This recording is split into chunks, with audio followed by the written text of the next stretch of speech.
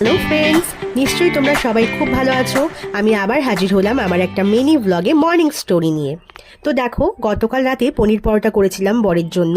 মেয়েকে রাতে গরম জন্য দিইনি, তো মেয়ের জন্য রেখে দিয়েছিলাম ওকে সকালে করে খাওয়াবো জন্য। আরও এইরকম গোল গোল বলের মতো রুটি দেখে ও তো ভীষণ খুশি। ও আমাকে একটা ছোট্ট প্লেট নিয়ে বাড়িয়ে দিচ্ছে, মা আমাকে তুমি এটাতেই দাও। যাই হোক, ওটা তো দেওয়া যাবে না।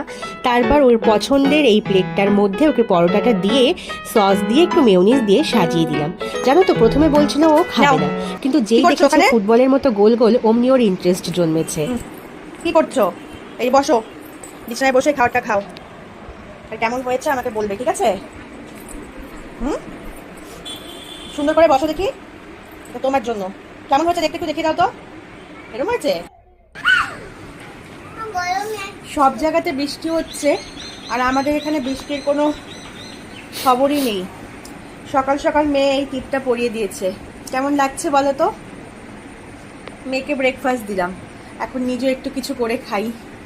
পরোটা দিয়ে চা খেতে আমার বেশ ভালোই লাগে, কিন্তু কি হলো জানো, এই খাওয়াতে কিন্তু আমাদের হলো না। এই যে মেয়েকে আমি খাইয়ে দিচ্ছিলাম, এই খাওয়া হতে না হতেই আমার আর মেয়ের জন্য দুটো অমলেট করে নিয়ে এসেছি। তো এখন আমরা বসে বসে মা মেয়ে এই অমলেটটাই জমিয়ে খাচ্ছি। তাহলে বন্ধুরা, আজকের মতো আমার ভিডিওটা আমি এখানেই শেষ করছি। তোমরা প্লিজ আমার ভিডিওটা লাইক করো আর সাবস্ক্রাইব করে পাশে থেকো। আজকের মতো টাটা।